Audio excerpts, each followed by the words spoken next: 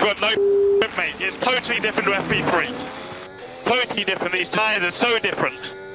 That's a panic George Russell. He has not done a good lap. Colapinto goes up to 8th and knocks Russell down to 11th. Magnussen's been and hasn't beaten him. So has Ricciardo. But there are other drivers there that can shuffle Russell towards danger, and Hülkenberg does that. Another driver ahead. All the drivers in the drop zone are on personal bests when they need it most. The track has ramped up. It's at the grippiest point of the entire weekend. Now it's about delivering in these final corners. If you're Lance Stroll, he's been knocked out in Q1 4 times out of 5 here. Make that 5 out of 6. He's missed out by 9,000ths of a second. The 2 Alpines in the drop zone, along with Stroll, along with the 2 Saubers, but that's a lap that puts Daniel Ricciardo into the bottom 5. It puts Sainz at risk. Ocon is 14th at the moment as Zhou Guanyu gets ahead of Valtteri Bottas. Bottas will get the right of reply. Let's see where he can go across the line. What a view that is, but it's an exit in Q1 once again for the Sauber team, really struggling right now. Gasly will put the Saubers to the back row of the grid.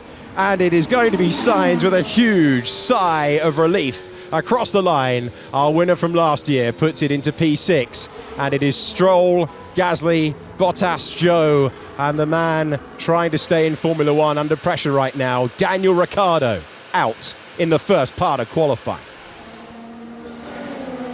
Oh, that was Max getting wide. Just dropped over the curb on the exit of that first part and almost smacked it into the barriers, but it's a superb save from Verstappen, that. As we see that big power slide from the McLaren, first signs of them having to push the limits. Over the line goes Carlos Sainz, up to 6th position. The driver at risk, our winner in 2022. Sergio Perez will not be liking the fact that Magnussen, Alonso, Albon and Colapinto are all on personal bests. And it's not a good first sector for Perez. Not a good first sector for him. He needs to find something around the rest of the lap. Fernando Alonso is a 2-time winner of this Grand Prix. He loves this place. Can he get himself into the top 10? He can. Perez in the drop zone. He needs a response in the next couple of sectors. Magnussen back in Formula One, but it's only 12th position for him. So Magnussen and Ocon have gone. What can the 2 Williams pair have for us across the line? Tsunoda now in the drop zone. Albon gets to 10th. The reply comes from Colapinto. Can he out-qualify his teammate again in Formula One? Here's the effort for Colapinto. No, he just falls short by 100th of a second. A fine effort as Yuki Tsunoda gets up to 8th position. It's both Williams out, 11th and 12th. And where is Sergio Perez? It's not a personal best in Sector 1. It's not a personal best in Sector 2. We're looking at Perez going out. Improves his lap time, but he's out in the second part of qualifying. We're focusing on Hülkenberg, who's going to make it. He comes across the line to register his time, the 7th fastest time. Tough quality, Alex. You did everything you could. We'll have a look through that. Yeah, I know. There's more to come. Franco Colapinto seemingly comfortable with life in Formula One, and he will fight for his 2nd point-scoring finish. He was fighting the car through turn 5. Really tight. That's I'm really sorry. 12. Yeah, sorry. Franco, it's a good lap. You put it together. I don't think we were quite there on all the tyres, but well done on your side. Everything you could have done is there. But it's Albon, it's Colapinto, and against expectations, off the back of a brilliant Baku for Perez, he is out in the 2nd part of qualifying, along with Magnussen and Ocon. Verstappen very comfortable at the moment. Norris going even quicker through the first sector of this 3-mile racetrack. These are the final corners for Oscar Piastri, ringing the speed from the McLaren car off in the background there. Big moment off the wall. Carlos Sainz has lost it into the barriers to bring out the yellow flag, to now upgrade it to a red flag, and the Ferrari driver finds himself in 10th position. They've been threatening to do that at the final corner all session long, but it's Sainz who finds the barriers. This is Carlos Sainz building up to push. He gets out of the way of Oscar Piastri. We saw him. Now listen in.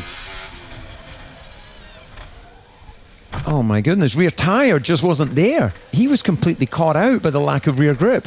And then you see Verstappen coming through just behind as well. So that's bam, Sainz into the wall on his outlap. Yeah, I don't know if it was cold tires, dirty air, or it was fixed lap. I think this could be the toughest lap of the season for some of these guys now. Having had this random element of grip level coming and going in qualifying, you've now got a lengthy red flag. And all of these contenders have one flying lap on one new set of soft tyres to sort a grid that is critical because it's difficult to pass on. McLaren in the hunt here, but which one will be top and what can Verstappen do? That's the middle sector that Norris needed. Piastri fights his way around the final 2 corners of the racetrack. It's a 1:29.9. There's an opportunity now, a marginal improvement, but Lando Norris has been so assured all the way through. He's looking for his first pole position in Singapore. 2 corners to go for the British driver, second in the World Championship, and he takes provisional pole by 0.4 of a second. That is a mighty lap from Norris, which backs up his form in free practice. First over the line is Charles Leclerc trying to get to the front row, but he's behind Hülkenberg. He's not found the lap time. Is the grip out there? Is there performance out there? Lewis Hamilton is a 4-time winner around this circuit. Can he climb to the front row? Wait for the answer. The answer is yes, with the fastest final sector of the session so far. Does Verstappen have an opportunity to challenge Lando Norris? He comes over the line and he's missed out by 0.2 of a second. Does Russell enter this conversation?